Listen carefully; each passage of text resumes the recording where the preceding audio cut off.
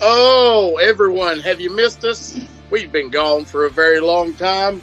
Hell, I don't even remember what our names are. What? I don't know. I've been stuck in the shadow of the internet for so long. I haven't existed on here in ages. Well, I think I have a brother, but I haven't seen him in a long time. Well, we all know, it's coming back to me. You're one half of the Brothers of Discussion. Mm-hmm. What's going on, man? Oh, not much. Who are you? Chippy? Chapel? There it is. Ah, there it is. I almost went Chippy. It'd been okay. I would have just shortened it to Chip and then probably just run the same joke as hey, where's Dale? It's Firebreaker Chip. Oh, I met him one time. He was a nice man. Oh, that takes you back to the early '90s WCW. Yeah, met him at a VFW show at the VFW in Wilkesboro. Nice, nice. And that's also where I found out that one of the members of Demolition that also did that show was a fucking douchebag. Which one? And that's why I hate Demolition. I don't remember. I love Demolition, but was it? Wait. I'm gonna guess which member of Demolition it was. Was it Smash? I don't know, but whoever it was, motherfucker, all we wanted to do was like say something to him and shake hands. He's like, "I'm not gonna shake your hand. I got a skin condition." And I was like, "Motherfucker, you were just in the ring with people." Now I need to know. I'm like, it can't be Axe. Like, I just, because, he was the MASH superstar, too. And he's known as a pretty decent dude, but, That just ruined me on Demolition forever. I was like, fuck them. that theme song back in the day, and them in what will later be known as, like, S&M bondage gear. Mm-hmm. Yeah. You don't know that as a kid, and you just look at them, you're like, there's something. We're all going to dress like humongous. Just like the Road Warriors. It's just something out of the Mad Max universe. I know. They got the weird guy with the feathers and the fucking shoulder pads. We're going to do the other guy with the hockey mask and the bondage leather. Let's not get into our sci-fi fantasy talk, because then we'll be here a really long time. I know, right? We'll get sidetracked, and next thing you know, the sun will come up, and it will be fucked and ruined. Yeah. Longest post to post ever. Not about this. Yeah. Towards the end of it, they'll just hear snoring. I'll wake up and send an email talking and be like, I had to edit out 6 hours, you motherfuckers snoring on the phone. Dickheads. Oh, that's great. That's great. Will, it's been a while, dude. What is on the agenda for today? Well, I figure we'll give some opinions on our, let's say we'll hit the best of over the last little bit for us, things we remember from everything that's gone on since the last episode we recorded, which I believe was in October. Right. Which is ridiculous. It's January now. But, I mean, this is only the second longest gap between episodes. I think there was one in, the first year that was kind of the same. Right. But, yeah. It's been a minute. But I guess we'll dive in with AEW, because that's the one that I think both of us keep the most tabs on. So it'll be easier to remember shit. It really is. I mean, let's dive into it really quick. What about Jon Moxley and Hangman Page? That, going all the way back to some of their first outings, they've been jack-jawing for a good while. I mean, ever since, the whole Punk and Hangman kerfuffle, it kind of segued over to Hangman and Mox. Well, that whole Moxley basically giving Hangman a concussion. Oh, that was one hell of a clothesline. Goddamn. I mean, don't get me wrong, that was nobody's fault. No. Really. That was just really a timing issue, basically, is all that was. And And honestly, when I saw it on television, I honestly didn't see anything wrong. Like, it looked so good and snug that it was just. I thought Hangman bumped pretty well for it, but then I was like, oh no, he wasn't selling. He really, really got hit pretty good. It wasn't too nice, that to say the least. It was. Yeah, and I was like, oh shit, oh, there's something wrong here. You hate to see that afterwards. Even now, I've been in the ring, and it's like when somebody gets hurt, man, it's never good. Yeah, I mean, Hangman getting knocked cold is the first big injury that I can think of since Adam Cole's concussion at Forbidden Door. Oh yeah, for sure. And Cole's still out from that one because, I mean, his issue is rapid fire concussions. Yeah, because I've definitely missed Adam. Adam's one of my favorite guys of this newer generation, and he's definitely been missed since all that's happened. And all that really fell apart once he got hurt. He got hurt. They fired Bobby Fish. Kyle O'Reilly is on the injured list as well. It's like they could have really had something going on against the Elite with that, and then lost all the momentum. Yeah, I mean, the only thing that could happen is the fact that they do technically have the Kingdom now. Right. If he came back, he could easily slide into that. Yeah. But, I mean, that's another thing that happened while we were trying to still get the logistics of the new format figured out, that we saw the Kingdom officially come to AEW. Yes. They left Impact. They are now AEW only. I think most of what they've been doing has been on Dark, but I'm sure pretty soon we'll see them on the main. It's got to happen. It's got to happen. I mean, they could be biding their time, hoping that they can get Cole back in the ring pretty soon, just so they can do what we were talking about. Probably. But I'm sure they'll be back. It feels like it's about time for him to show the fuck back up. You know. I mean, worst case scenario. Worst case, for me anyway, if he's coming back, look for him this summer. Right. I know a lot of people are like up and like, hey, it could be career ending. You're not wrong. You're not wrong, but at the same time, heard anything or got any kind of feeling that he's not coming back from this. No, I think they're just playing it super safe because they don't want to repeat how Danielson went out in WWE. Yeah. So this was right up on the edge of that sort of thing. So they're like, hey, let's give him plenty of time to get whatever rattled around up top sorted out. Oh, yeah. Speaking of that, while we were gone, we saw Regal exit.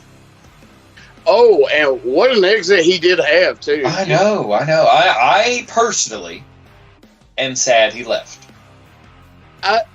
I am sad he left because I love the whole idea of the Blackpool Combat Club. Was one of my favorite newer factions for sure in pro wrestling, and just knowing that Steven Regal was at the helm is great, from a fan's perspective, but from the behind the scenes perspective as to what now that Triple H was pretty much running WWE, he would want the one guy that he probably trusts more than anybody. Yeah, go by his side. With the position that Steven got, it's like a vice president position. Oh yes, Regal did well. Like he got a cushy contract from Tony Khan. Nothing more deserved for anybody. Like that is the dream for somebody who's been in the business as long as Regal. And and people finally recognizing him. No one gives back more either than that dude. That dude drops his knowledge on so many people who are ready to actually listen and learn from someone like him. Like he's so good. Yeah, I'm glad as well that he called out all the dirt sheets. Like, why are you saying shit that I didn't say? there, I had a perfectly wonderful time there. Yeah, exactly. It's just, where else was he going to go? Yeah. The company let him go. Yeah. So, and as soon as Tripp's back in charge, what does anybody in that position do? You surround yourself with the people that you trust. Exactly. And with Regal, it also makes sense. It's like, one, he could have done amazing things at AEW. He could have. But his son is working in NXT. Mm-hmm. We all know that if given the option, and even the way he talks about it, he would go back there. It's just he wanted to do something to stay relevant, is my guess. And Tony Khan obliged him because he's a fucking legend. And Tony Khan is, again, a mark for wrestling as a whole. That's true. And he knows you keep them happy, and it keeps everything else happy. Right. And Happy Stevie Regal had a contract thing where he's like, he probably just brought it up to Tony. He's like, look, Triple H is back. He's asked me if I'd come back when my contract's up. I've got this clause. Let me tip. And he's probably like, okay, but this, and this have to happen before you can be back on TV. And he's like, say no more.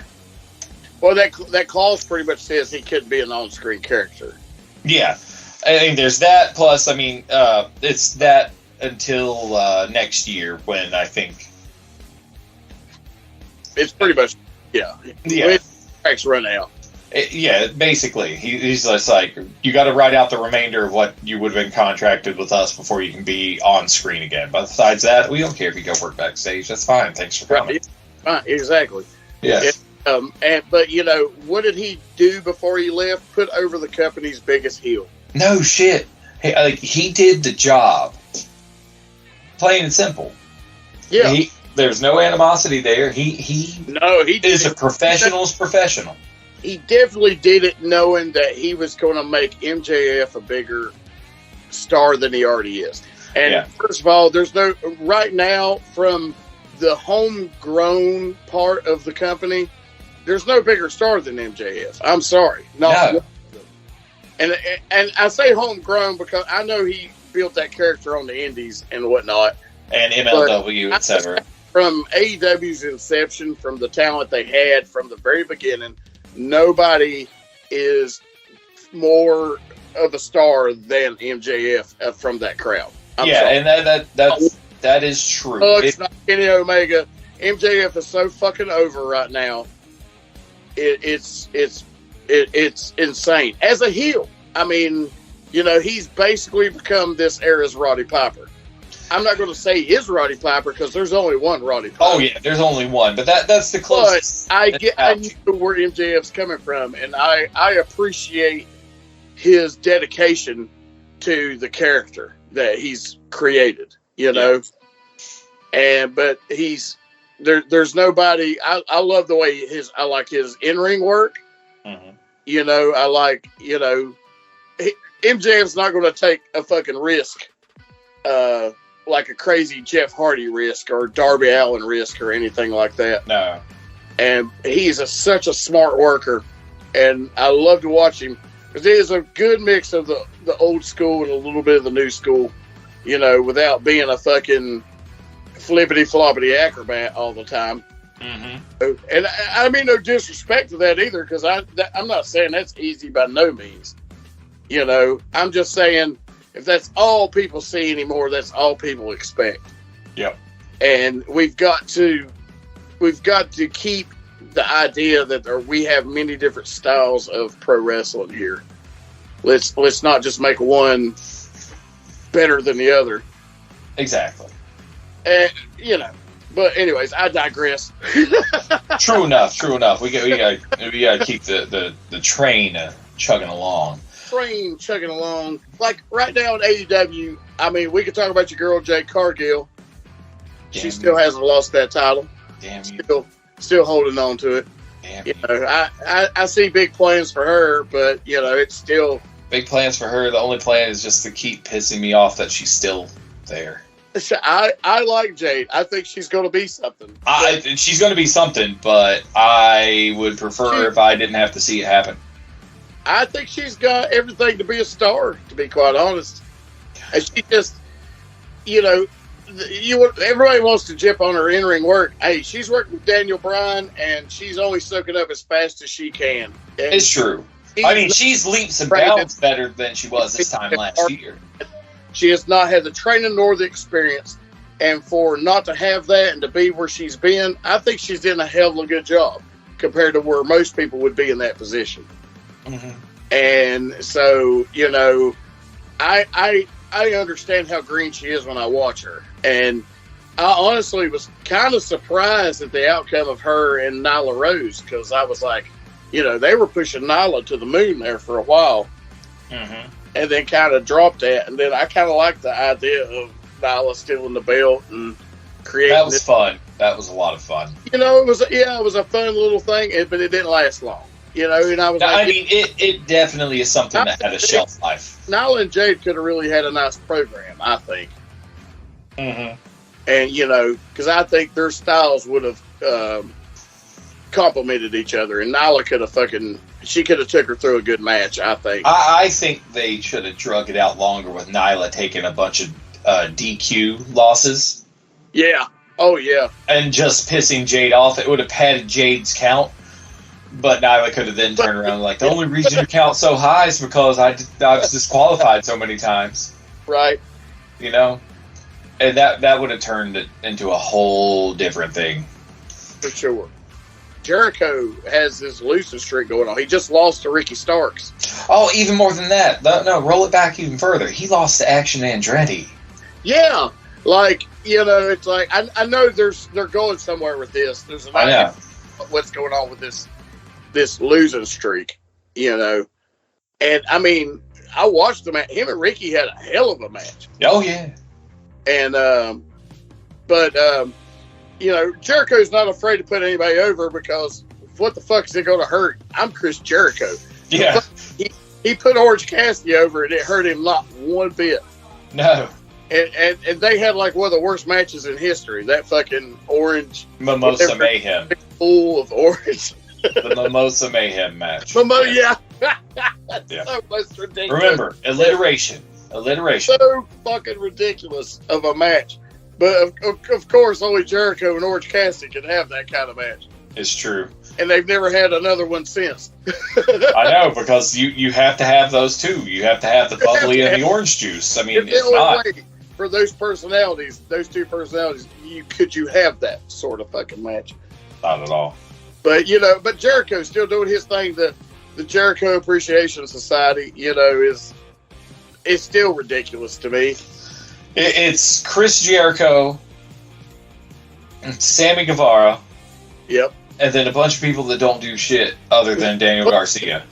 Tag team that tried to get over his heels that they couldn't. This is the only way they've got over his heels. Yeah. And nothing against them personally, because I think they have good work. I think they had such a hard time getting them over to where people hated them. It's like people were annoyed with them, but they didn't hate them. And now, you know, how do we get them to hate? Oh, we'll stick them with Jericho.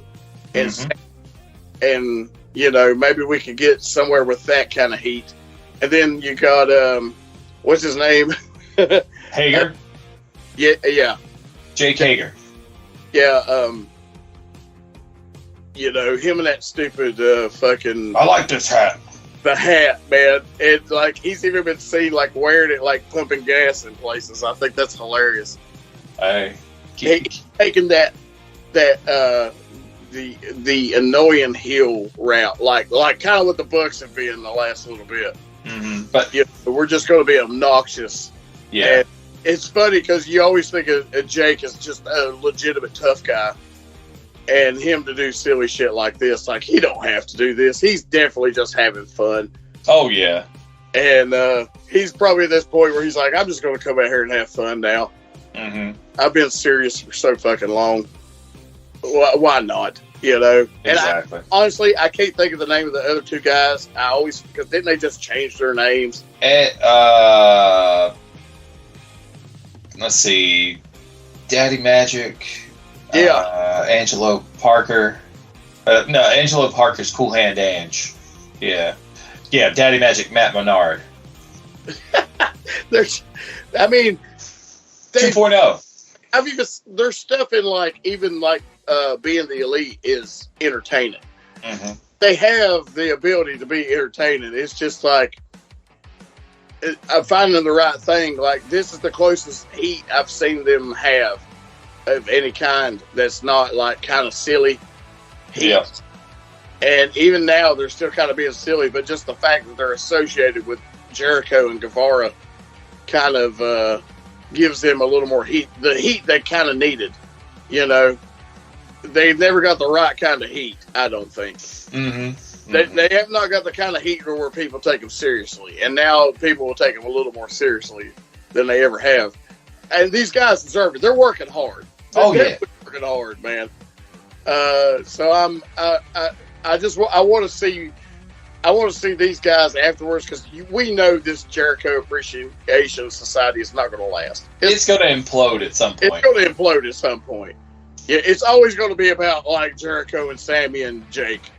Yeah. You know, it's always going to be about those core members of some sort, and they don't really even need each other.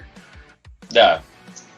Well, I would think Sammy needs one. Well, Jake definitely needs a mouthpiece. Yeah.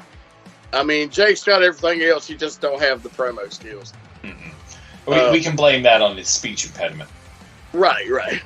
But I mean, Jesus Christ, when you have Dutch Mantell basically as your mouthpiece there for a while, like, what a great combination they were. Mm-hmm. Back in WWE, you know, We the People shit, man, that was some good heelish shit, man. I loved it. I love Dutch Mantell anyway. I think he's a brilliant fucking pro wrestling mind anyway.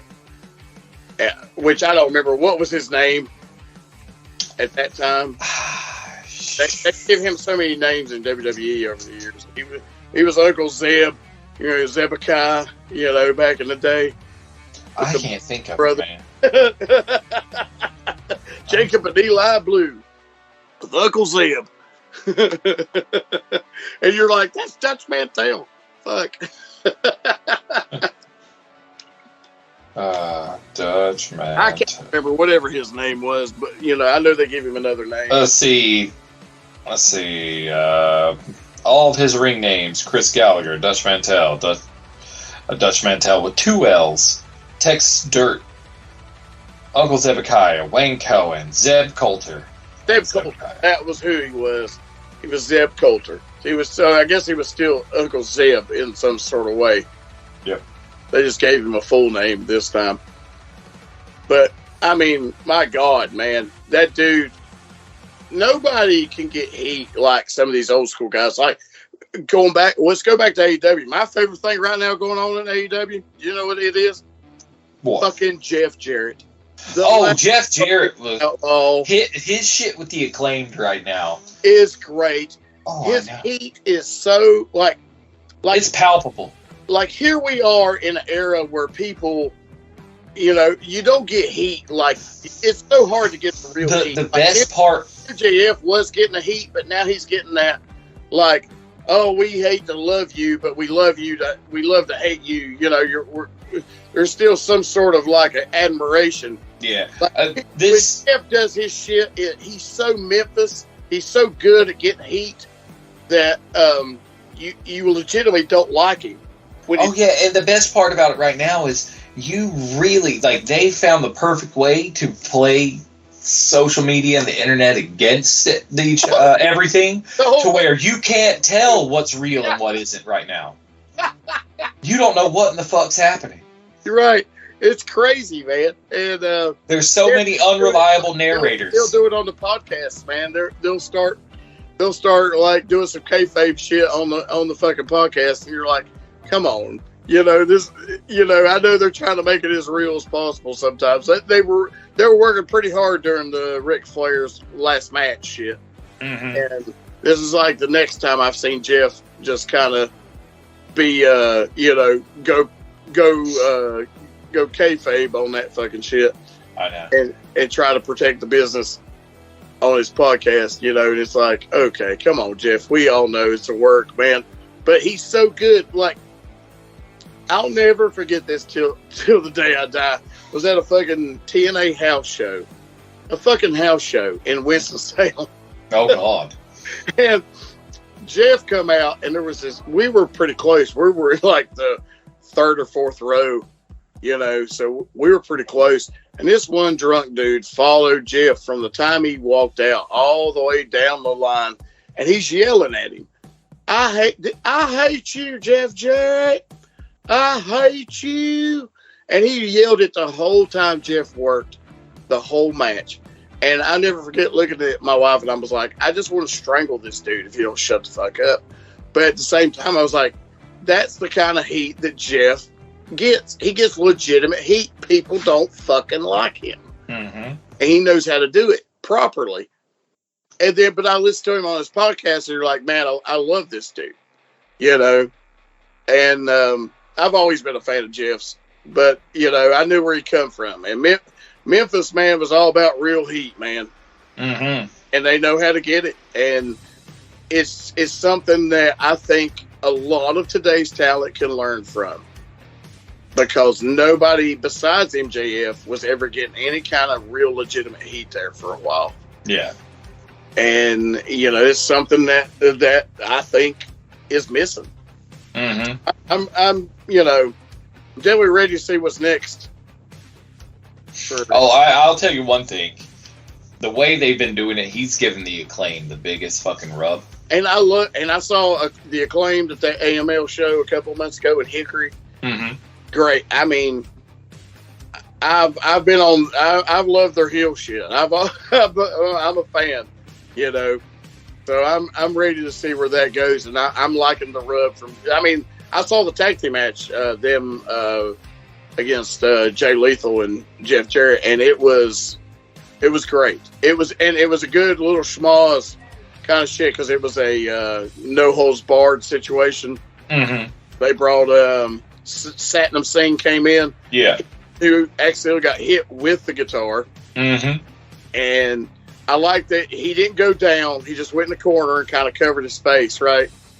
And then the Acclaimed get the upper hand, and then all of a sudden he comes out, double choke slams the Acclaimed, and then when the referee tries to intervene, he choke slammed. I'm gonna tell you right now.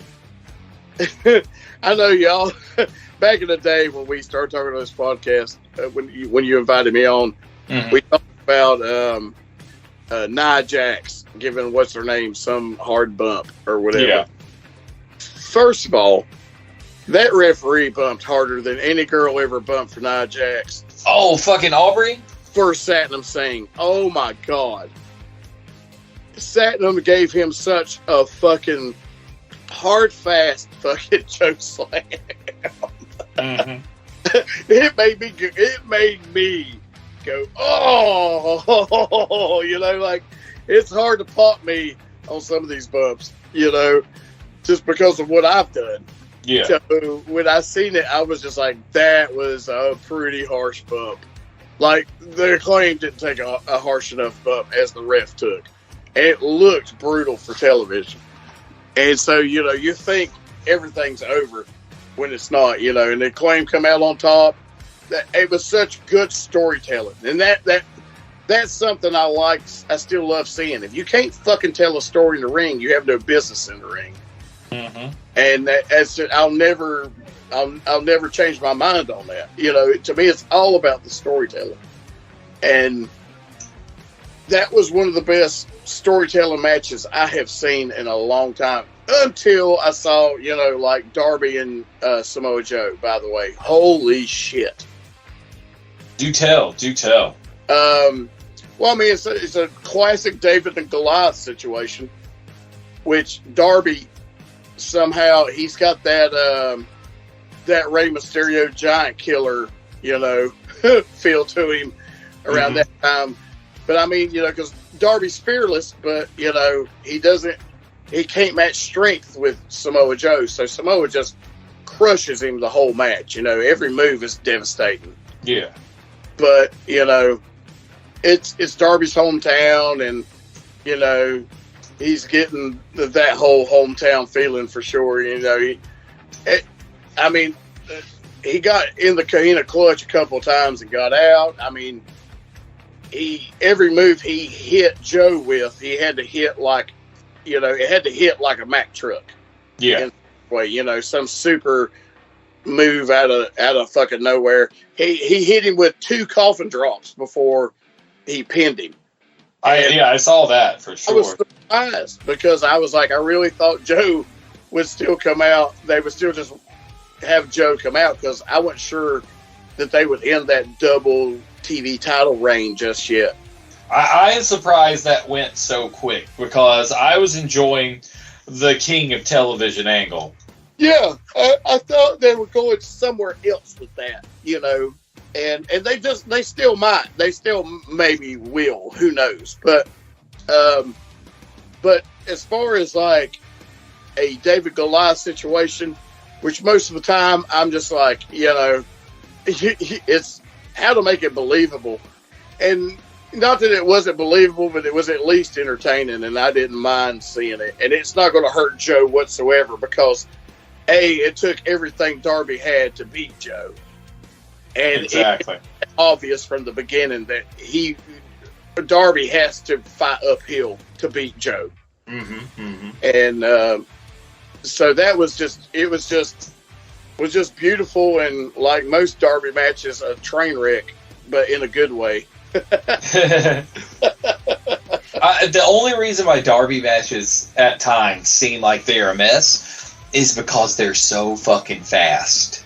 Yeah, he is a fast worker for sure. But man, his intensity is unlike anybody. Like the only thing, I know it's cliche to say, but he's literally the Jeff Hardy of our era. But he is his own at the same time. Yeah, it makes him like Jeff Hardy is death-defied stunts. They don't work similar, I don't think. Besides just their idea for the big high spot. Mm-hmm. Other than that, they don't have similar working styles, I don't think. No. Darby is very entertaining, and no one takes heat better than Darby. He sells it. He sells taking heat very well. He does. He literally can make you feel sorry for the ass whooping he's taking. So I definitely, I like, that's what I like Darby for. He's definitely a feller. But as far as that, I'm trying to think of anything else AEW that really Daniel Bryan and was it MJ? Yeah, MJF. Him and MJF are getting into a little thing, but I still don't see MJF losing that title anytime soon. Oh no, he's going to be the heel to chase for a while. Mm-hmm. I agree. I like a heel champion.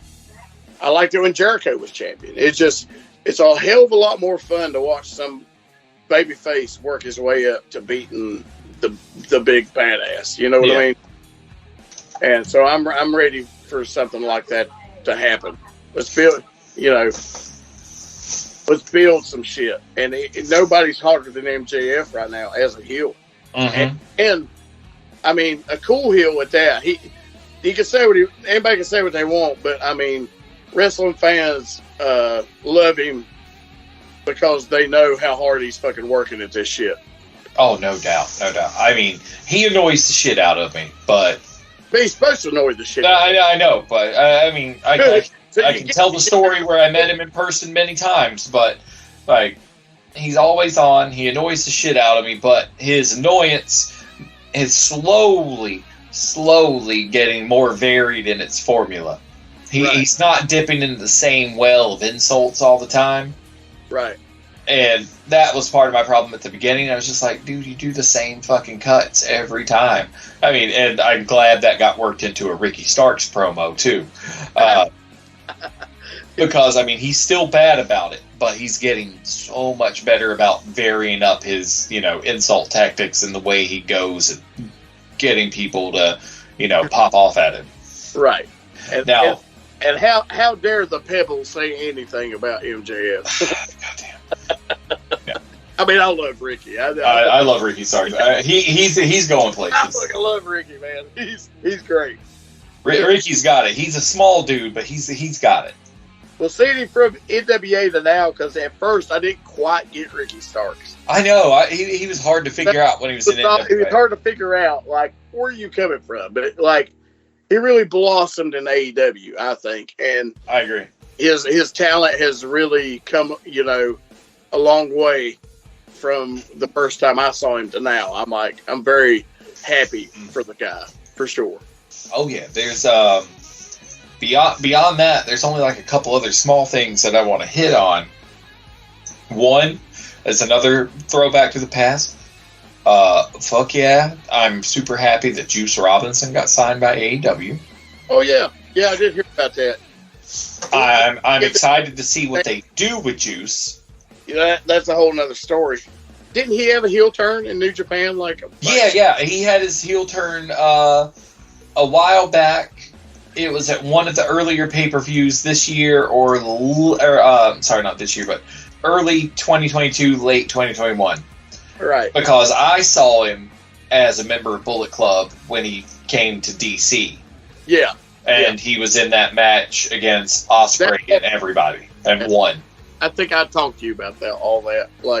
Yeah. Press conference and all that stuff was that was crazy. Yeah, that's when he cut the Rock Hard promo, and he became Rock Hard Juice Robinson.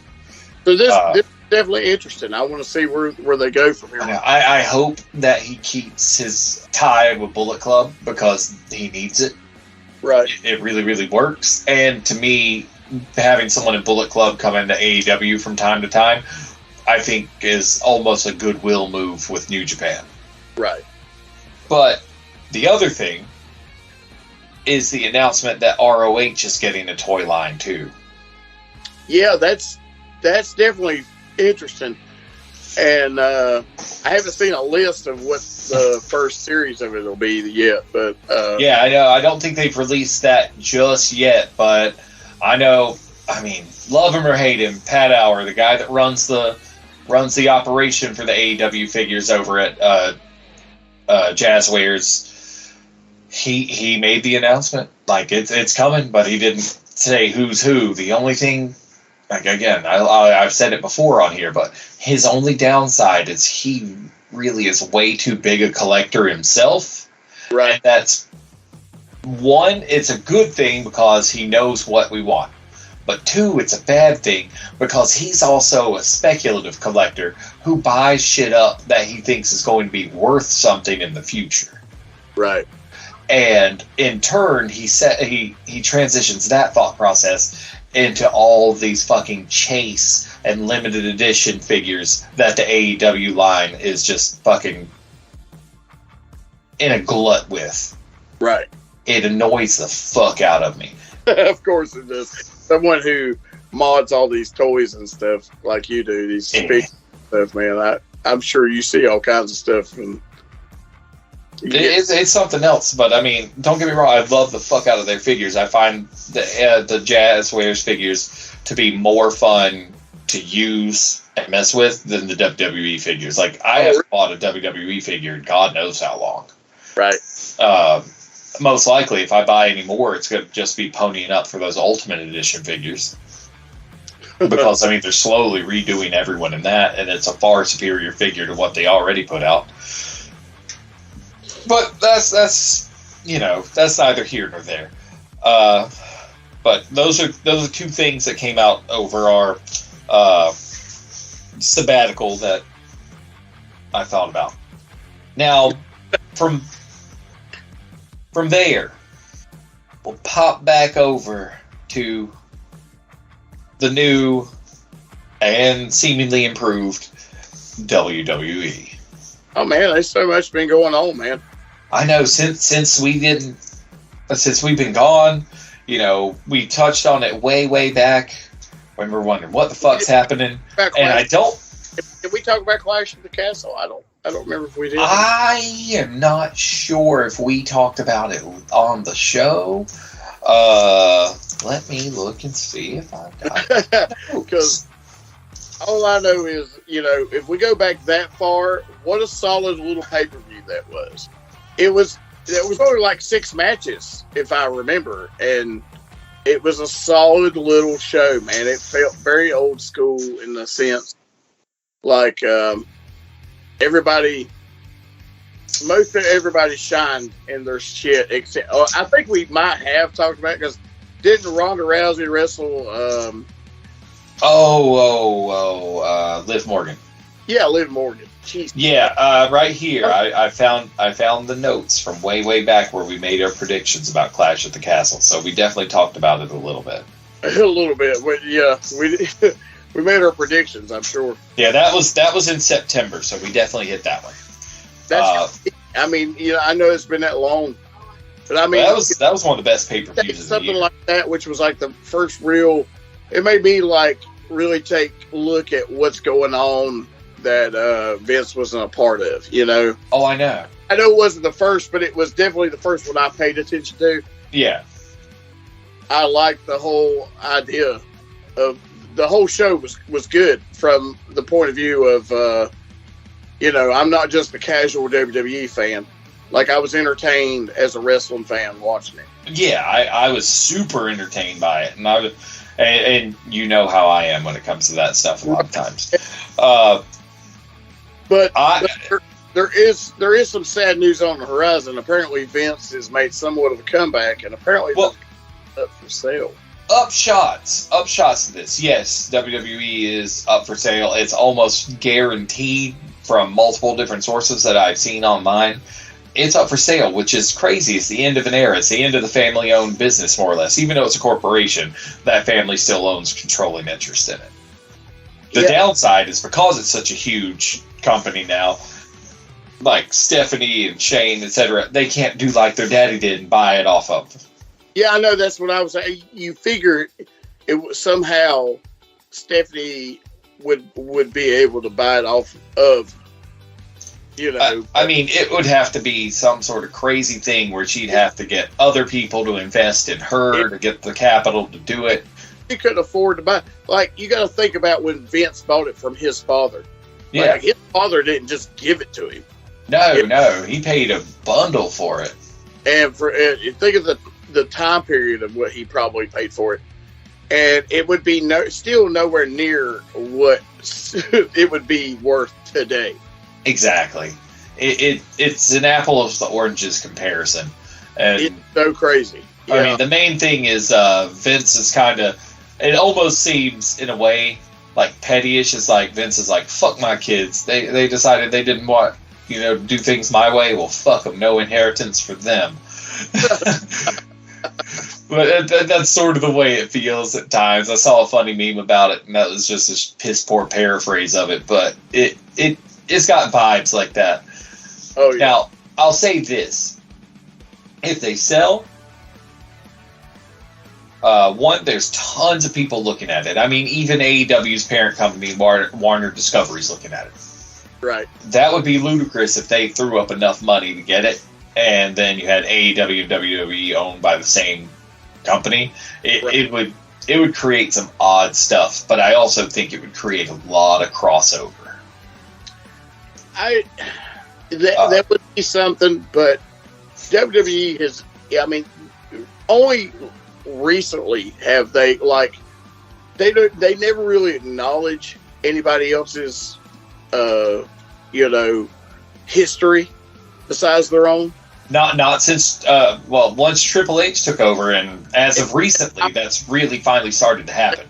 They did the whole thing for the U.S. Championship, where they really talked about the lineage of the U.S. Championship. That's never been done on WWE television. No. Not that I can think of. And then they also mentioned factions, lineage in other companies. You know what I mean? Yeah.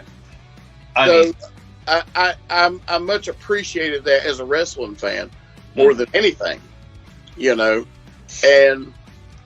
I don't know. I like where it's going, and the sale does kind of worry me because I was like, finally, when I watch WWE product, I feel different about it.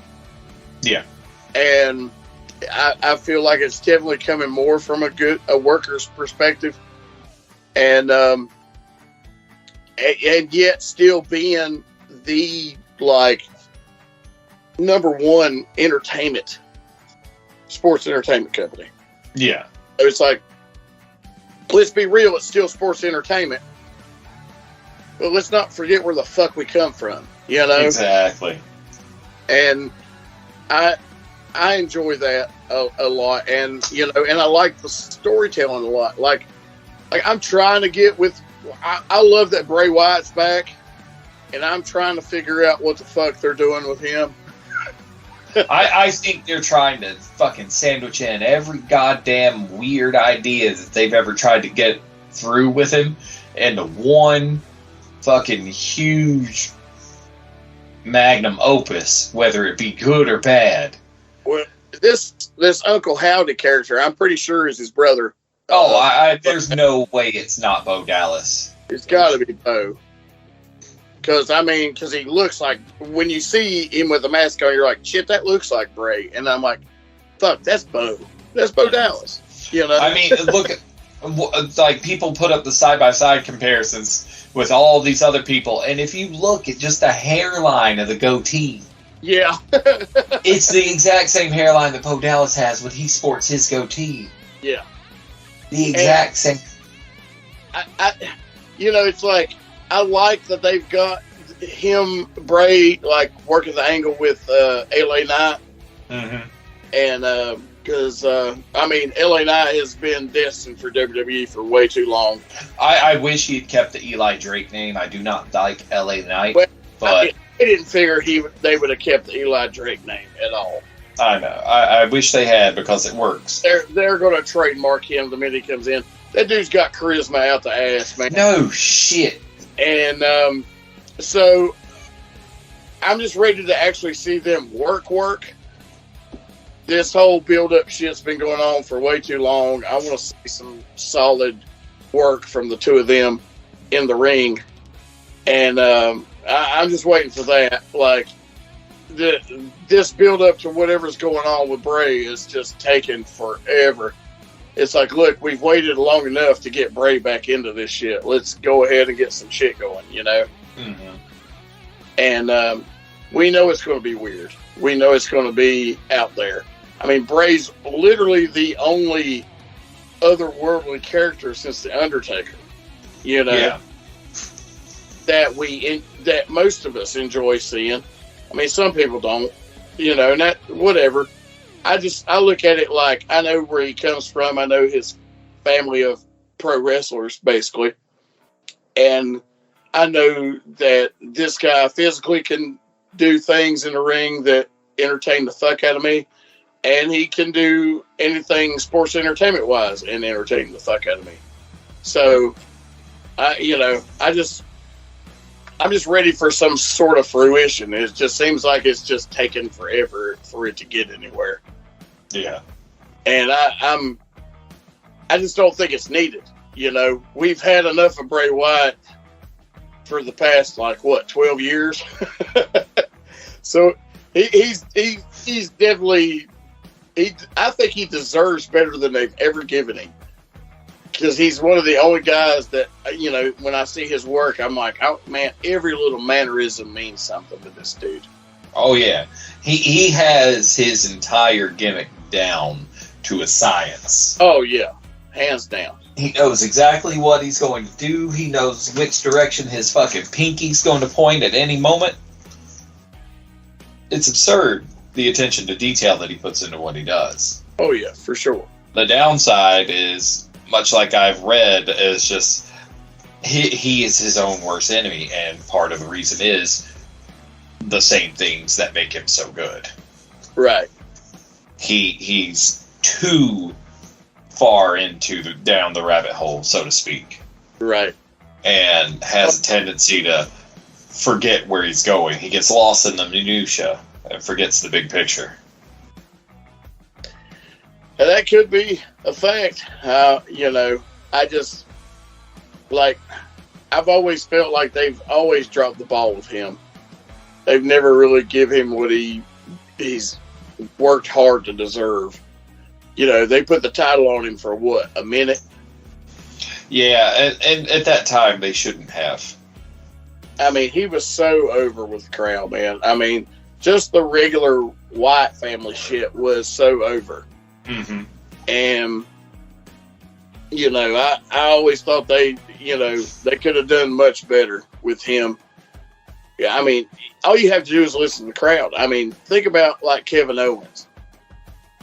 I would have never in the million years thought Kevin Owens would be over in WWE. He's over as shit. I know. He's believable as his character. That, no matter if he's a heel or a babyface, people are fucking, they are definitely into Kevin Owens. Oh, yeah.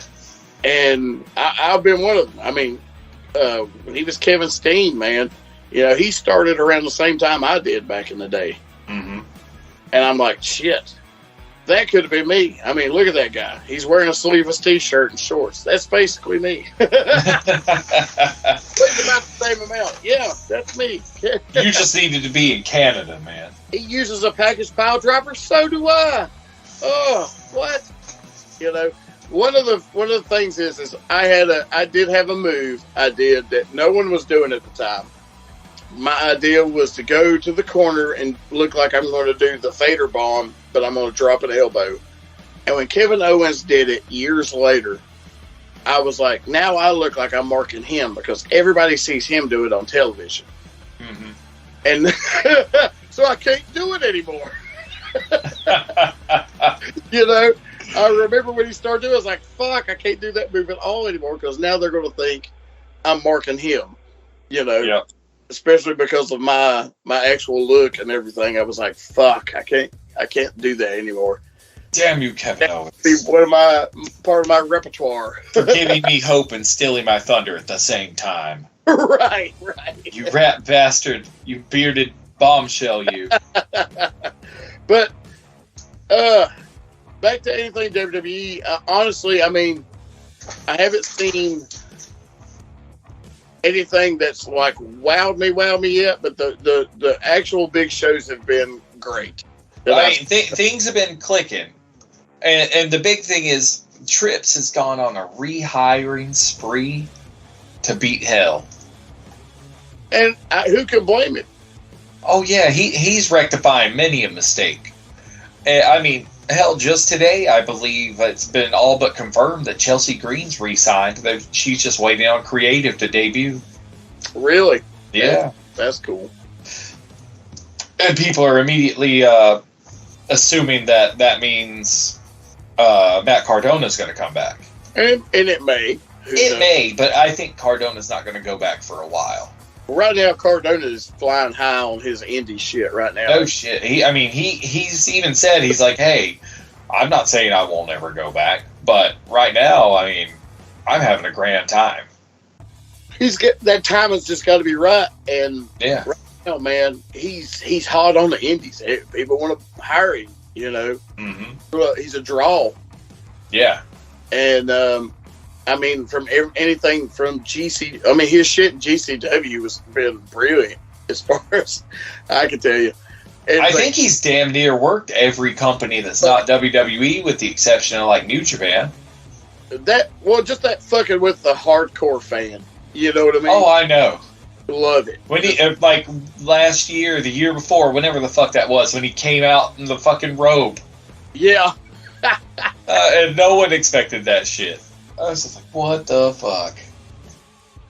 Yeah, he's another one too, knows how to get heat, But he's not on any major company, and he's generating so much heat. Oh yeah. I mean, it's just, there's so much good shit going on overall. Like wrestling, I almost feel like if things keep going at the uptick it's moving into a new renaissance, a la the mid 80s. like boom, the Right. early to mid 80s boom, and then the classic mid to late 90s golden attitude era. Right. Like we're moving into like peak goodness again. The circle is coming around. So I'm thinking everyone's going to be very happy very soon. Well, before we move on to what I know is going to be the bit of the hot subject of the talk, let's talk about your girl coming back and winning the title from Ronda Rousey. Old Charlotte come in. Okay, we've talked about it. On we go. Established dominance and lift. We talked about it. We're done now. Fuck that. I have been waiting to talk to you about this for a minute because I don't. Sometimes I hate Charlotte's you. not one of my favorites, but I respect her talent. And whenever I talk to her, to you, it just tickles the shit out of me because of your point of view. I know. I just fuck that bitch. So I fucking love it. I just do not care. Her husband is so much more entertaining. She's fucking dumpster fire.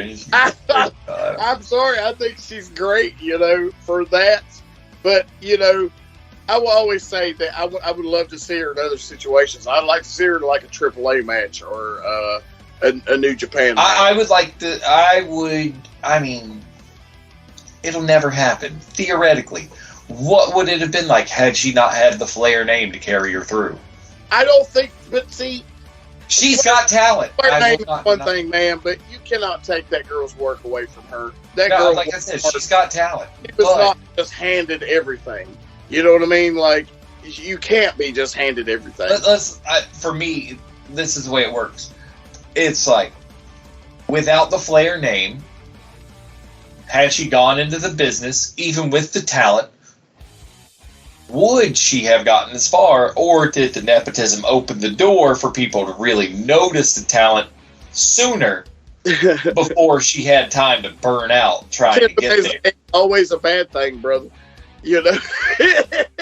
I mean, I'm not saying like you should just give everybody because of their name, because we all know in the wrestling business, just because you are the second generation of something does not mean you're good. I mean, we've all seen David Flair. We know. Or you can't. Yeah, I mean, we've seen David Flair. I mean, we've seen Eric Watts. Yeah. Eric. Everybody talk about how great of a guy Eric was, and Eric was not a bad worker, but the name and the situation killed him. Dustin Rhodes had to become Goldust to be over. Yeah. Because you're living under the shadow of that person. It's just like I like seeing that Arn Anderson's son is working out. Brock Anderson. Mm-hmm. But God Almighty, he looks like the spitting image of his dad. True. And so, how can you get out of that shadow? You're always going to be living in that shadow. It's like Brian Pillman Jr. The kid can work all day, but is he going to get anywhere being Brian Pillman Jr.? Not as far as he'd get if he had changed his ring name. Yeah, right.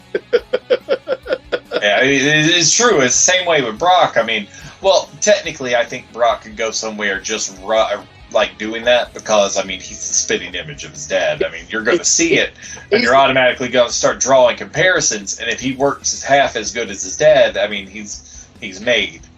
Oh yeah, and just he's still green as fuck. Still green, but he's a solid little worker, man. He just hasn't. Give him time, man, and that kid will be something. Oh yeah, I think if he's any bit as smart as his dad, he will definitely be one of the best. I think he really needs a faction and a support structure like Arn had. Well, on the Indies, him and Brian Pillman Jr. have been tagging together. Oh yeah, I mean they're basically like a little like the two horsemen, more or less. Yeah, and I mean. And it works. Their shit at Ric Flair's last match was great, man. Oh yeah, it was real good. And I think that works better than the fucking shit Pillman Jr. does with Griff Garrison, man. Yeah, I think that's pretty much done now. That should have run its course by now. Yeah. You know? And poor Griff, I feel sorry for Griff because he just looks like great value Jungle Boy, and it's not his fault. You know what I mean? Yeah. That's nothing against his work or anything. It's just what he looks like, physically on television. Mm-hmm. You know? And that's already been a joke for a while about him. I know, but he's so much bigger than Jungle Boy at the same time. Yeah, he's definitely taller. I mean, he's everything bigger than Jungle Boy. Jungle Boy's more... Jungle Boy definitely is more fluent in his shit than Griff. And that's still not putting Griff down. Griff's still good. Oh, yeah. I think Griff is good, but he was on... Missing that little bit of charisma. Yeah, he needs like a character reboot and a mouthpiece to really like set him apart. Right. And then same thing with Pillman Jr. Same thing, yeah. Pillman Jr. doesn't have the charisma on the mic either. He's definitely not his dad in that situation. Yeah, it's just like best thing that ever happened to Julia was dipping out, becoming part of the House of Black. Oh man, I think Julia's going to be at that show too, that AML show. Mm-hmm. So I think I'm going to take a sign with me that says, "Please sacrifice me to the House of Black." Missed me. Good stuff. Good stuff. Yeah. But well, I mean, now, where are we going from here? Well, from here we're going to the one part where we were talking about earlier, WWE and its inability to acknowledge anything else in the world besides itself. Right. And how that's slowly been changing under the helm of Triple H. Yeah. Not one time, but 3 in the past month has Triple H allowed WWE talent to work elsewhere. We had Carl Anderson work Hikuleo for the Never Openweight belt back in December at a New Japan show. And then we had him go against Tama Tonga just this past Wednesday at Wrestle Kingdom 17, which was a total fucking banger. Right. But more than that, we had them allow Shinsuke Nakamura, who has much more star power, go and work a Pro Wrestling Noah show against the Great Muta. Muta's on his retirement tour, and all I know is that finish was definitely interesting. Yeah. No one, I don't think, if it's happened, I don't remember it, but if anybody has ever used Muta's Mist against him, mm-hmm. I don't remember it. And so that was one of the more original finishes I've ever seen. It was invented for sure. What I saw of the match, like I've watched most of it. I've seen clips of the finish, as you have, but yeah. I haven't seen the back half of the match. I've watched about half of it because, I mean, I've been so busy. And there's been so much wrestling in the past week. I mean, the first week of the new year is ludicrous. Yeah, apparently. But Shinsuke's entrance with the traditional taiko drum, and then his dude playing his WWE thing on violin live. Yeah. Was amazing. Amazing. And then they both worked what looked like really fucking snug with one another. They were throwing like real strong style shots at each other. Oh yeah. Sure. There's no pussyfooting around going on there just because Muta's about to retire. He's like, fuck that noise. Let's go. and it's like, there were times where I was like, who's the heel in this match? Yeah, I haven't seen but just a few highlights, so I definitely can't wait to see the full match, but I did see the finish and I was like, Jesus, that's never been done. Oh, yeah. I mean, basically, Shinsuke gave Muta the kiss of death. Yeah. And I mean, Only hardcore fans know that Muta has a poison sac in his throat and he has to push it. I know. It's ready. Mm-hmm. Only hardcore fans know that. Yep. I mean, his fingers are taped for safety. Of course. So, like, the whole idea that, hey, I guess, and you know, people are going to make homosexual references and try to put down homosexuality or some shit. And I'm like, it has nothing to do with anything like that. He was trying to survive. He knew it was going to happen. He knew the mist was coming. He stole the mist from Muta, spit it right back in his face. Yeah, it's like, I really think a lot of people are taking Muta's comments out of context because it's fucking pro wrestling. That whole spot was planned. If they had, like, done that shit, like, called it in the ring, Muta still would have known. Yeah. It wouldn't have been some split-second decision for Shinsuke to just be like, fuck. You know? Suck face, blow it back. That's absurd. Right. Now, we've got to think of it this way. One, Muta. Classic heel. Classic, 100%. Could he be playing a character with the comments he made? He could be. Second, could it be things that are more nuanced being lost in translation and then being further dumbed down with, like, slang words in English? Right. Yeah, it definitely could. Could it have been something as simple as Muta's like, that was a weird finish? I mean, I could get that. Right. But, you know, it's still one of those things where it's like, I'm going to take that with a grain of salt. If he'd really said something so inflammatory that it'd been bad, I mean, AEW would have already pulled Sting and Darby off the final tag match. Oh, yeah. Hands down. Yeah. Yeah, that's why I really think it's not as big a deal as a lot of people are making it out to be. No way. So that was the first Muta match, and goddamn, Shinsuke, thank you for coming to Japan, and thank you, Triple H, for allowing Shinsuke to do it. Hands down, yeah. Second, at Wrestle Kingdom, Muta had a match as his real-life persona, Keiji Muto. His final New Japan match. In a triple tag. With him teamed up with Tanahashi and Shota Umino against Los Ingobernables. I have not seen this at all, and I can't wait to. It's mighty fine. And the best part is, even though Muto's team got the win, Muto didn't get the win. Right. Shota, Umino, old shooter, the youngest of the crew, got the win, and he did it using the Death Rider. Oh, nice. Yeah, and it was a mean fucking Death Rider, too. It was mean as shit.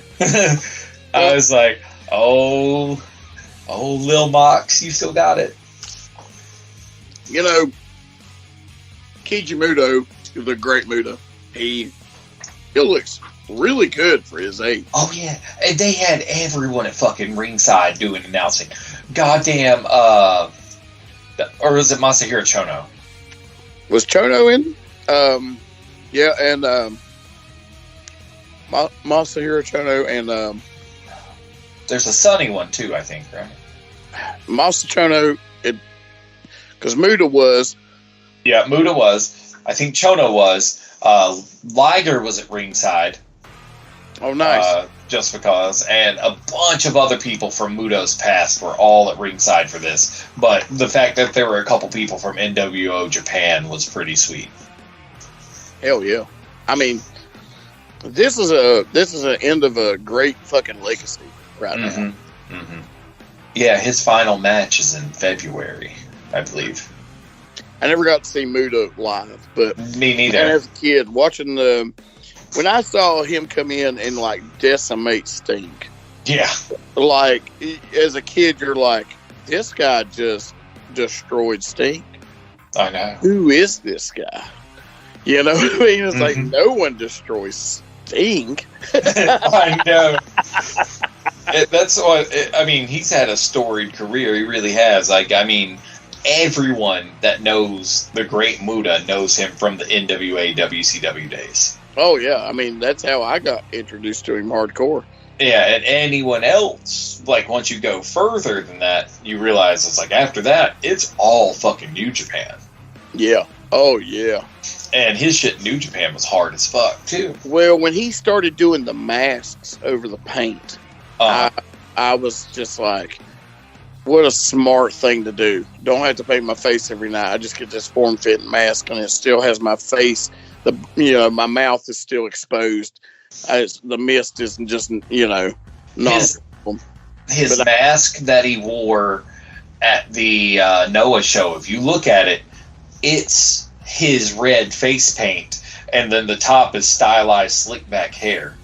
Oh, nice. I haven't seen pictures of that yet. If you look at it, that's all it is. It is a red face mask, and the sides of the mask along the cheeks have the symbols that he always painted on his cheeks. And then if you look at the way it's made, the top part, where it looks like weird spines and shit, that's just slick back black hair, super stylized. Because I did see I saw this was his Shinsuke match, right? Yeah. Okay, I saw that. I need to go back and pay attention because I obviously didn't pay attention to that detail. Yeah, I was watching it. I was like, because I always think to myself, it's like, I always like the face paint more than the masks. And then I was looking at the mask, and I was like, oh, you're clever. That's a nice throwback to the face paint without having to do the face paint. Look at that. Face paint, because as a kid, man, face paint and pro wrestling went together like peanut butter and jelly. Yeah, and I will tell you this. Even masks in wrestling, but true. There's something about like people like the Great Muta and Sting and the Road Warriors and a plethora of other individuals. Anybody who painted their face, man, during that certain time was pretty over. Yeah. And here's the thing about the face paint. Now, it's all grease paint. It just smears. Yeah, I miss the peeling paint. Yeah, I miss it's like, it has to be acrylic, right? It had to be. Yeah, it had to be acrylic. I miss that peel. I do. Yeah, the whole Road Warrior peel, like, you knew the Road Warriors were in a war if their face paint was coming off. And the Sting peel. Hell, the Sting, too. Yeah, Sting and Flair, man. A lot of peels during that time period. Mm-hmm. Swinging back to Wrestle Kingdom, let's put it this way. First, you had, like, in the pre-show, you had an exhibition match with Bolton Oleg, who's one of their up-and-comers, who's a real, like, amateur star. I think he even, like, is supposedly supposed to wrestle for Japan's, like, Olympic team in the future. Oh, yeah? But he just looks like some, like, Scandinavian dude. He was burly as shit. They had, like, a little exhibition match with him and another young lion. I could see good things coming out of him. I really could. The King of Pro Wrestling New Japan Rumble. Mm-hmm. The final four in that, Great-O-Khan, Sho, Yano, and Shingo Takagi. Those are the final four. Yano every goddamn year. Fuck Yano. That motherfucker. Fuck Yano. Exactly. I don't know who won it because I haven't seen New Year's Dash. Like I said before the show, I was working at that MagFest convention over the weekend, and I didn't have much time to watch wrestling at all. During some downtime, I was watching fucking Wrestle Kingdom. One of the dudes I was working with is, oh shit, man, you watching Wrestle Kingdom? It's like, yeah, I am. He's like, dude, you should have been here last year. We had a whole fucking room where people were watching Wrestle Kingdom. I was like, no one fucking tells me anything. Nobody tells me anything. I would have been there. Wow. Well, I mean, I know we definitely want to hit the big bullet points of this. And which is the bigger match for you at Wrestle Kingdom? What? Okay, for me. Yeah. Biggest moments of Wrestle Kingdom. Biggest moments. Probably, I'd say, at number 3 is Okada beating Jay White. Now, yeah. That's number 3. Did you see that? Could you see that as the foreseeable finish of that match? Like, that's how it was going to be. I really did. I assumed Okada was going to win because Jay had been holding it for a while. He'd been doing that marvelous heel work. He defended that title quite a few times and kept winning. Yeah. But if you're the current champion and you're going up against Okada at Wrestle Kingdom, you're probably going to drop it. Well, I mean, what is Okada but their Hulk Hogan? He's 1,000 times better than Hulk Hogan. We're not talking about work, you know. And I mean, but if we're talking about popularity-wise and character-wise, yes, he's the New Japan Hogan. But if we're talking about someone that actually that guy, yeah, so he is that guy. He is so over with that crowd. Oh yeah, it's insane. And that's the same way with Hogan. I mean, we could argue Hogan's work style all day. Undoubtedly. Unless it's Hogan Japan in the late 80s, early 90s. Or, early 80s, rather. Dude, we're talking about Hogan was trained by Jack, you know, he wrestled New Japan. He loved, you know, working in Japan. Yeah. Hogan, but basically the way it works is Hogan, when he wasn't somewhere where he had to keep up appearances, would fucking throw down. But if he was where he had to keep up appearances, he was like, I'm Hulk Hogan. Nobody can beat me. That's just smart business for where you're at, bud. It 100% it is. But at the same time, as if it kept rolling, it got a little detrimental. He knew where he had to flip into overdrive, and he knew when he didn't. Yeah, and towards the end, it was a whole lot of didn'ts. Well, when you get fucking old, man, you know, you don't want to take bumps anymore. I mean, I'm not even talking about when he was over the hill past his prime old. I'm talking about when he was just in, like, latter career old. Well, I mean, once he hit, like, Hollywood Hogan, man, that's his smart, like, fucking Kevin Nash has said this multiple times. He talks about the time when they finally booked him versus Hogan in WCW, right? Uh-huh. And he went to lock up with Hogan. And he's, you know, Kevin says, I always lock up pretty stiff. You know, you want the lockup to look really solid. So he locks up stiff with Hogan, and Hogan says, hey, relax, brother. We already got their money.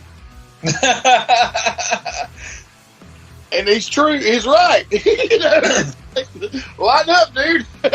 We've already got them. You know, and he was like, you know, that was such a, you know, he was like, it was such a like an experience for him. He was like, oh fuck, I never thought about it that way.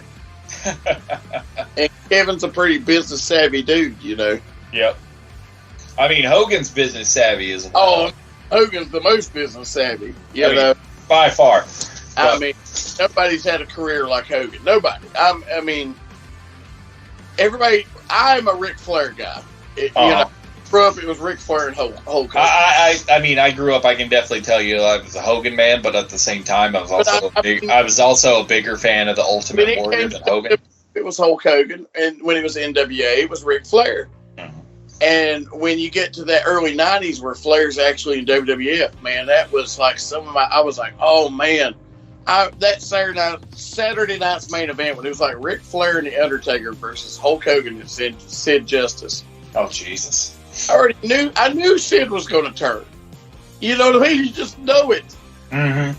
And just watching it, and I remember watching that live on television, and my part of me was like, I know Sid's going to turn, but I'm so excited to see Ric Flair and Hulk Hogan in the same ring. Yeah. Like, it was such a big deal to me as a kid. And because that was my two favorite wrestlers from both companies at an early age. And I never thought I'd ever see it. And you know, they definitely underperformed for that. But, you know, people can say what they want, like that when, you know, they changed it not being the main event at that WrestleMania. And they put Flair with Macho Man and put Hogan against Sid. Mm-hmm. Which, if you'd have put Hogan versus Flair at WrestleMania, you cannot tell me that wouldn't have sold. Fuck, they're like, oh, well, Flair was just not as big of a draw then for the WWF as he was, for NWA. And part of me is like, I totally understand that. But there was a lot of people who gave a shit at that time period. And, Flair knew he wasn't the best. He already knew he was aging at that time. Mm-hmm. But Flair just had that ability to make anybody. Oh, yeah. And he had it for such a long fucking time. But I digress. We talk about New Japan shit. It gets me on old school wrestling. I know. It happens like that. But okay. Getting back to New Japan, Jay White, fucking hell, man. I have so much respect for that dude. He has it in spades. Like, at first, I was unsure of Jay White when he first burst on the scene. But he has sold me on Jay White. Fucking love it. Those New Japan guys, even the guys, the American guys, like, say, Jay White, Will Ospreay.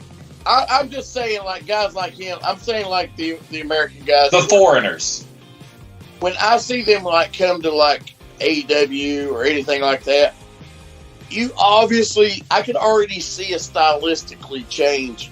Like, just them, like, working FTR when they were in there a few months back, the Kingdom and, against FTR and I can't remember who else. And I'm just watching it. I'm like, FTR's pretty quick and snug with their stuff.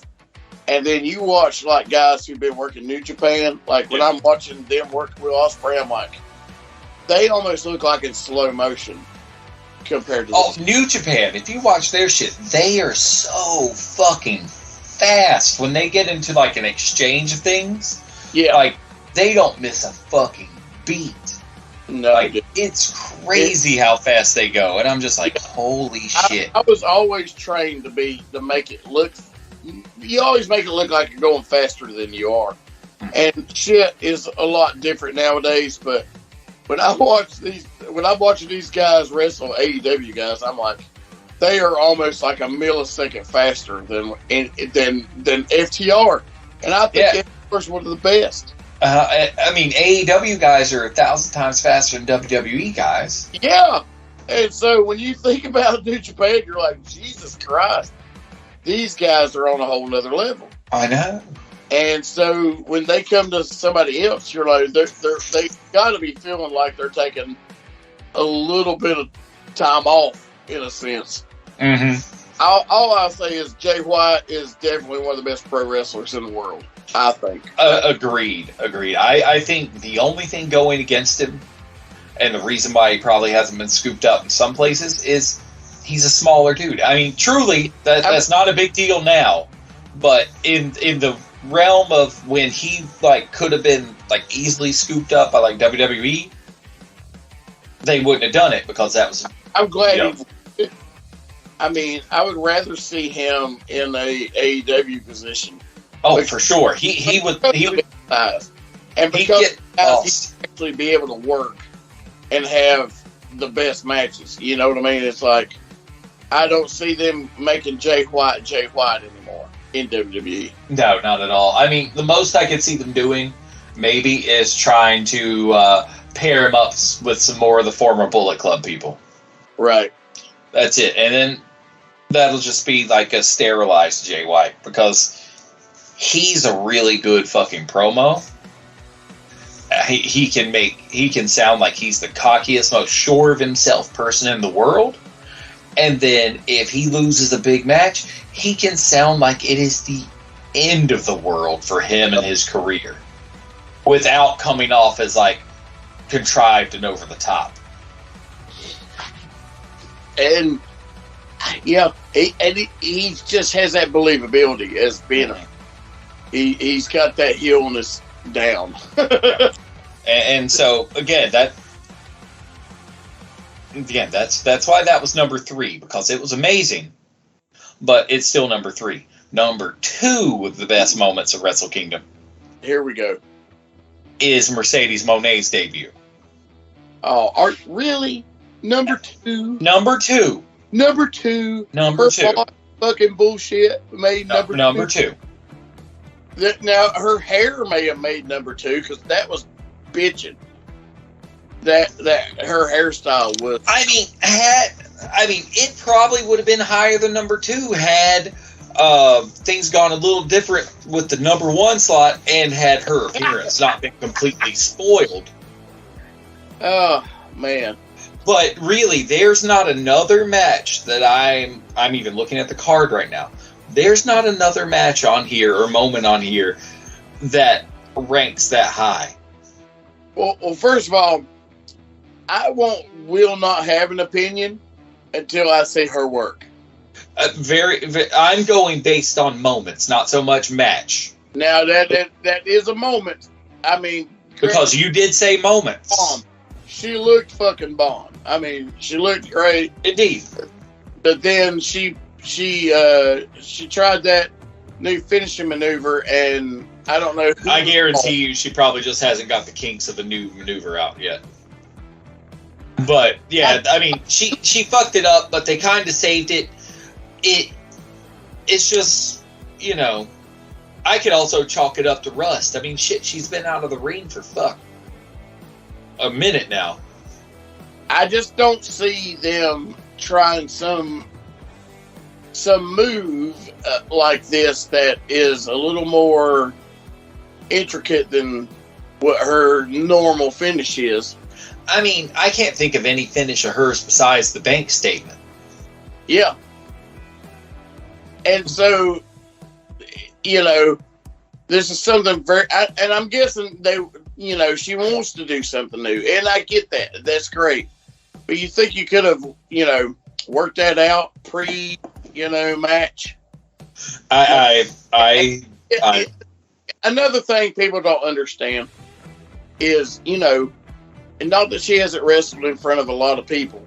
She's never wrestled in Japan. No, not at all. And it worries me. The nerves could have got to her on sort of level. And maybe, what's the other girl's name? I can't. That was Kairi Sane in WWE. And it could have been a timing issue with her. I don't know. Mm-hmm. It just sucks for her when that's your debut after this long fucking WWE feud. Mm-hmm. And then you finally show up on New Japan and this happens to you. It's not a good start. I know, but even when I was watching it, and don't get me wrong, John clued me in on the botch beforehand, and I was expecting way fucking worse. And when I saw it, I was just like, oh, that was a slip up. That's fine. They saved it.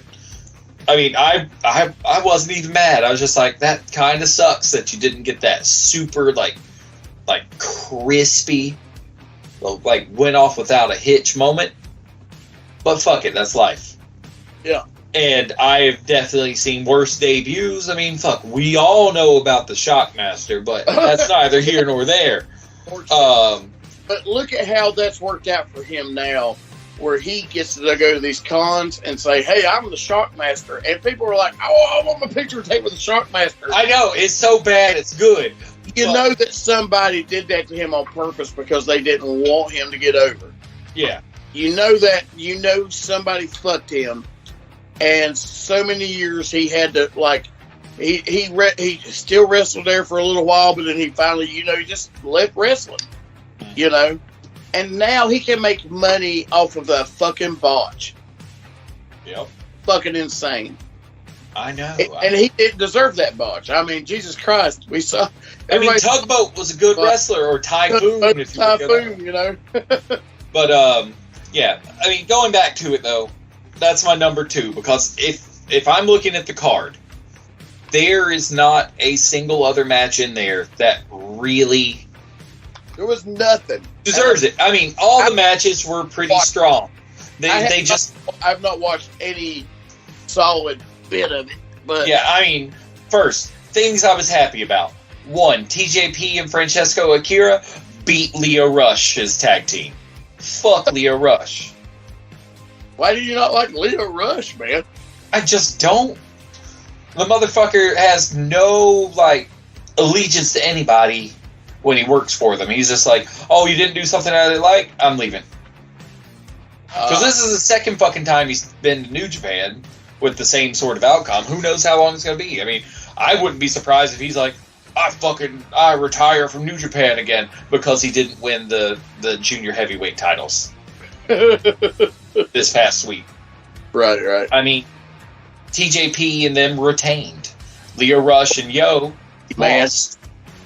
Kyrie's match, it was alright.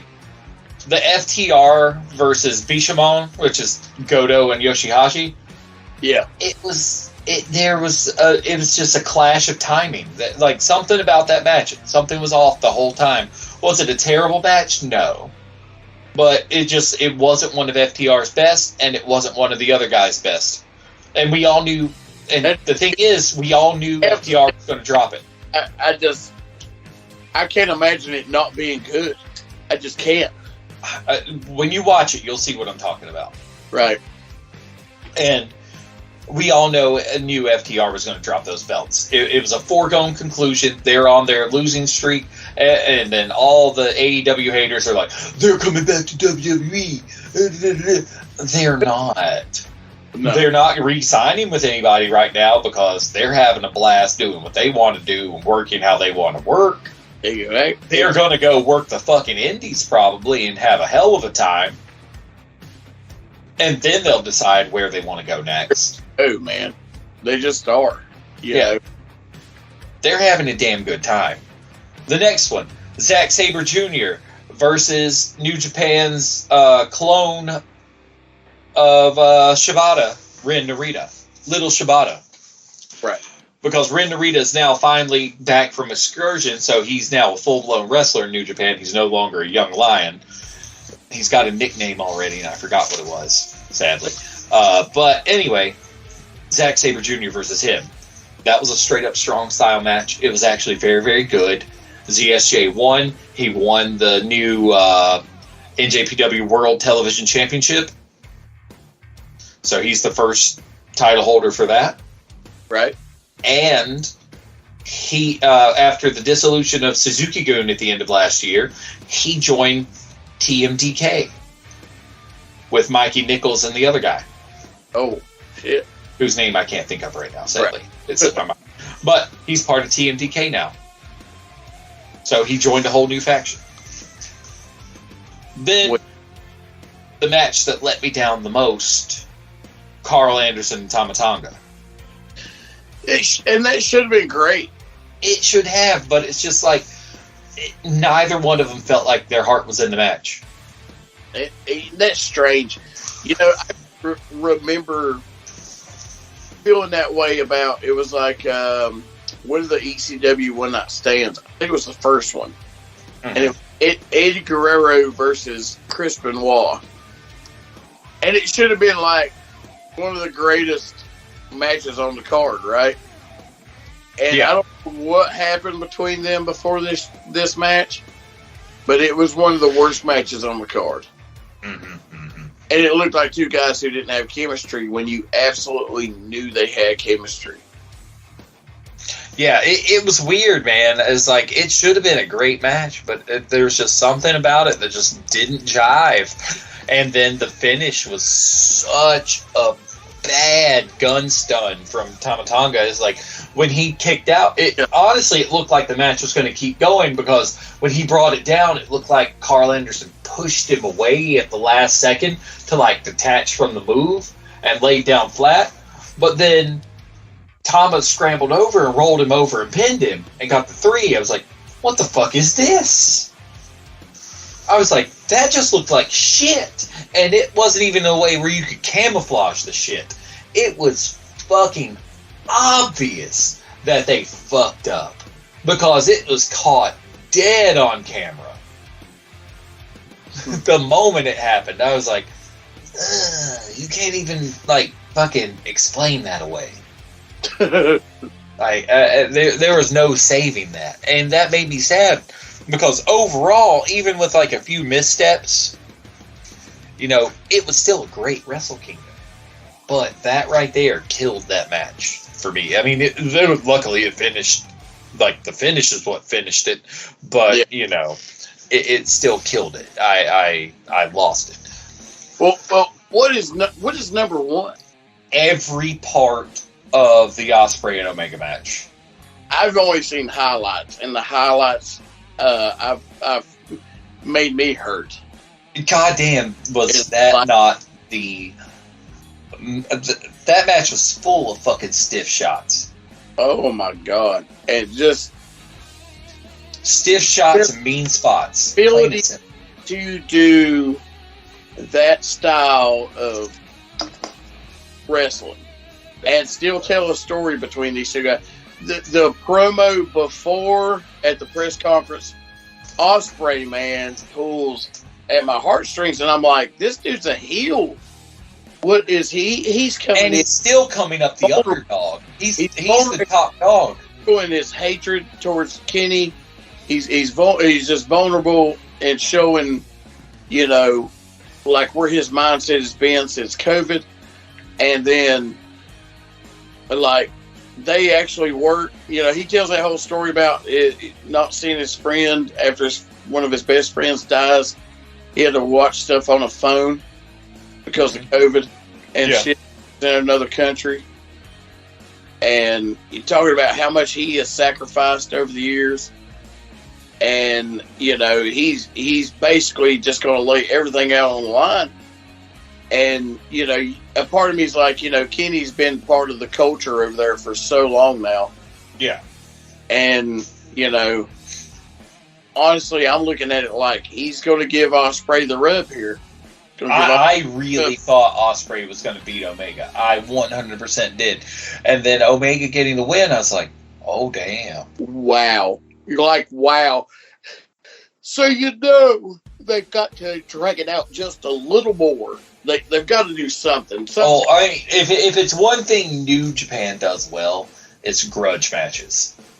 Well, this is definitely going to be one because Ospreay's, you know, post-interview after the match was, I mean, like, holy shit. Talk about someone whose spirit is almost completely broken.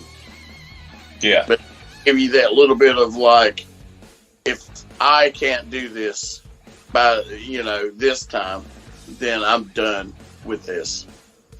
Indeed. And it was so deep of a damn promo. I'm like, both the first promo before the match and the promo after, man, Ospreay has really come a long fucking way from the early days of his stuff, for sure. I was never more moved by pro wrestling like I have since Ospreay's before and after promos of that match. I mean, the match itself, brutal as hell. Oh, yeah. I mean, it was, what, 6.5 stars from Meltzer? And I'm not the biggest fan of Meltzer myself. Yeah. Considers 5 stars because... I mean, Meltzer's floating star scale is a bit wild. I mean, it should top out at 5. And he's going to give, like, outstanding ratings to. I mean, we all know he's going to give big ratings to Kenny, but at the same time, most of those matches he's given to Kenny have been well fucking deserved. Yeah, we all have to remember, you know, some of us remember Meltzer's been around a really long time. Yeah.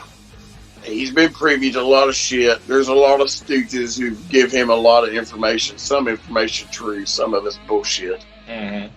And, you know, Meltzer, you know, he's been doing, like, pro wrestling mags, you know, the dirt sheets as long as I can remember. Yeah. But he also has a job to entertain you, too. You kind of look at what Meltzer says like it's the National Enquirer. You got to look at it from that point of view, or Jerry Springer, or what, you know what I mean? Like, he's going to work you, because Dave's always wanted to be a part of wrestling, and honestly, this is his only contribution to wrestling. Yep. But he is a historian, and you cannot take that away from him. He just knows how to twist narratives, because that's his job. And Meltzer can make and break people, man. I mean, look at FTR. What is it? The first it was 5-star FTR, and now it's like what 7-star FTR. Yeah. I mean, Jesus Christ. So I've not seen what Meltzer has said about Kenny versus Ospreay yet, but I haven't read what he said. I just saw his star ratings for everything. I haven't seen what he's had to say about it yet, but my God, man. I mean, I just seeing the highlights, I'm like, holy shit. Like, the sheer brutality they're putting into this match. Oh, I mean, the exposed turnbuckle top rope DDT onto the buckle. Oh, yeah. Or the lack of buckle therein. A crazy gashed open Ospreay gushing the whole time. Fucking Omega stomping through the table into Ospreay. Then later, after Ospreay's cut open, putting Ospreay up against it. Yeah. And then smashing his head through the table. Like to break the hole bigger. Like 4 or 5 times. And then holding the table up. No, this may have been when it was on the ground, actually. I forget which. But he did a here's Kenny, here's Johnny moment looking through the broken table to the camera. Gee, I mean, the type of color they get there looks more realistic than anything I've seen in a while. I mean, I was happy to see the return of the best bout machine. Right. Because Kenny in Japan is something else. Because he knows the crowd's gonna fucking feel it when he's doing his shit. Hell yeah, he does. He's got the Japanese crowd by the balls. Man, when Kenny starts speaking Japanese to him, man, they're popping like crazy. No shit. Because, I mean, he's fluent as fuck. Yeah. He even got like these little mannerisms down pat. He's totally integrated over there for that style. Oh yeah. Or entertainer of some sort. I mean, shit, he lived there for like a fucking decade or more. At least, yeah. But yeah, that match, bar none. I mean, I can't think of any specific moments that really did it, but fuck me, was it not good? And there was enough back and forth where you really thought it could have gone either way. Right. And then, like, Kenny finally got the edge on it, and I was just like, holy shit. And the best part is they still played Kenny up as the heel. Even though Ospreay's a heel character in New Japan. That is interesting how they've done this, because I think it's made the dynamic just a little weird. I'm thinking it's not really weird, it's just more of Kenny's like playing the heel angle where he's like, you haven't earned it yet. You're still not good enough. And that's going to put that chip on Ospreay's shoulder even more. And I think they're going to have a bigger blow off. I'm about sure of it. And I think it's going to be across promotions. I think we're going to see Ospreay in AEW. Oh yeah. For a little, he won't be a full-time guy, but he'll be there doing something again. Kenny, for sure. Wherever you see Kenny, Ospreay will be there, and if they don't do this, it's not worth the time. You know what I mean? It's like, I know exactly what you mean. He's, this is a big deal for anybody who pays attention to wrestling as a whole. Mm-hmm. This is a big deal, I think. And so to drag it across from New Japan to AEW, is dragging it all over the world, basically. Yeah. And this, from just what I've seen from the highlights, I cannot wait to watch the whole match. It just gave me goosebumps. And some of those bumps, it was just some brutal stuff. Mm-hmm. Well, you just let me know. I got you. All right. You just let me know. I got you. Yeah, beyond that, I've got some highlights from New Year's Dash. One, there was a match. House of Torture was in. Rin Narita was in it, tagging with Tiger Mask and Honma. Mm-hmm. Well, House of Torture started beating the shit out of Narita after the match, and Suzuki and El Desperado run out and save him. Wow. So it seems like right there that those three are going to be a new faction. Interesting. Secondly, Taka Michinoku, Oh, my boy Taka. Doki, Taichi, and Kanemaru. Taka has dubbed them Just Four Guys. That's their crew name. And then with Taka in a management position, they wrestled as Just Three Guys. And they beat TJP, Francesco Akira, and Will Ospreay in a triple tag match. Oh, shit. Yep. And apparently that started a brawl afterwards. Yep. Beyond that, we had Shingo won the KOPW belt. It's now a belt and not a trophy. Nice. And the biggest moment of them all, Kenny Omega tagged with Okada. They were a tag team and they won their match. That's crazy. And apparently, like, it went over super well, and Okada wants to tag with Kenny again in the future. But they defeated Jeff Cobb and Aaron Henare. God, man, Jeff Cobb, man. I like watching that dude work. I know. It makes me so sad that fucking Jonah went back to WWE as Bronson Reed, because him and Jeff Cobb could have been something else. I mean, some people have talked shit about it, but I'm like, fuck, he had to cause a pretty sweet deal. Oh, I know. Who could blame him? You know. I don't blame him. It just disappoints me because there could have been so much more before he went back. Like, he could have waited a little longer. Fucking milk that gravy train. Milk that gravy train, though. I'm mixing metaphors, but I gotta do it. Because he could have had the best of both worlds. Yeah. I mean, but hey, I mean, WWE money's WWE money. I mean, what you gonna do? He's doing what he thinks is best for probably him and his family, I'm sure. Yeah, I mean, no doubt about it. I was just like, I'm glad I got to watch him wrestle at Capital Collision last year as Jonah. Right. I mean, he's fucking great and awesome to watch work. And he worked Jeff Cobb in that match, and it was amazing. So, you know, that's the short and long of everything, really, man. Jeff Cobb is Rhino Reborn is something even more intense. And a Rhino that's good at wrestling.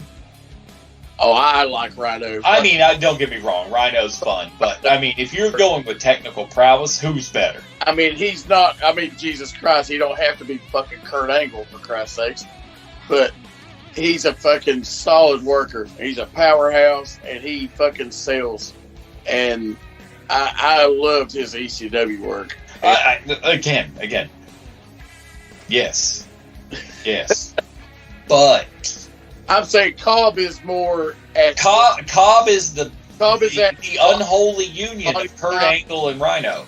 He's just that body style, but he's more athletic than what Rhino is. Again, the unholy union of Angle and Rhino in one body. The unholy union. Yeah, I get that. That's definitely the unholy union, and that's Jeff Cobb. That is yeah. But dude can go, man. I like watching his stuff. It's like now I want to design a T-shirt where it's Kurt Angle and Rhino doing the fusion dance for Dragon Ball Z, and then they become Jeff Cobb. Jeff Cobb.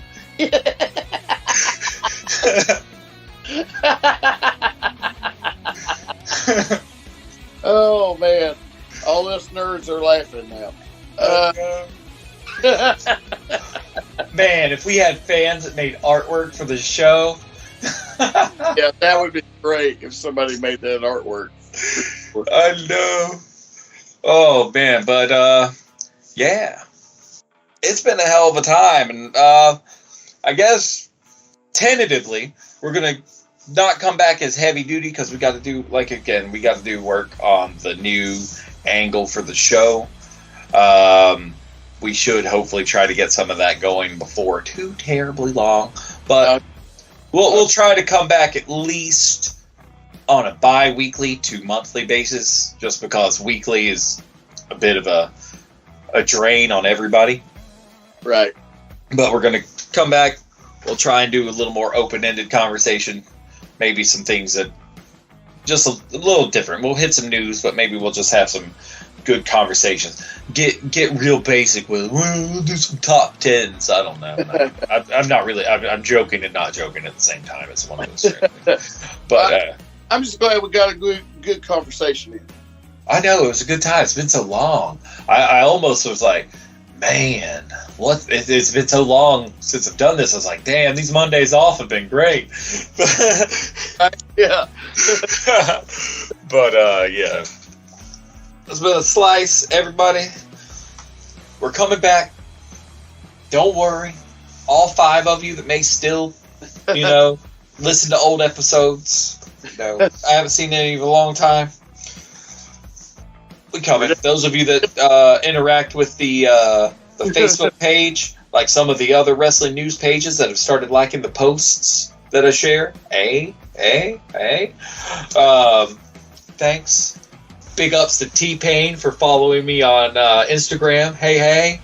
That's not a joke either. That is definitely not a joke. It was really weird. I looked at my Instagram, and I was being followed by T-Pain, as in 25 million plus followers, T-Pain, the rapper. Product. Yeah, weird shit, man. I don't know what's going on. He's funny as shit, though, man. I've seen him on podcasts and shit. He's an entertaining dude, man. And, I know he gets flack for being the auto-tune guy, but the dude can actually sing. Oh yeah, no doubt.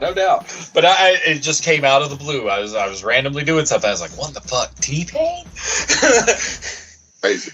But anyway, yeah, we'll be back. Don't worry. We'll be talking about wrestling. We'll be making fun of shit. We'll do what we do. It'll be me and Chapel. We'll try and drag some other people in here, screaming tooth and nail. Maybe we can get old Pappy Grayson back in here. Who knows? We'll do what we can do just to kind of get shit going again and entertain you fuckers until the new show shows up. But until then, thanks for listening. Keep it sleazy. Bye. See you guys later.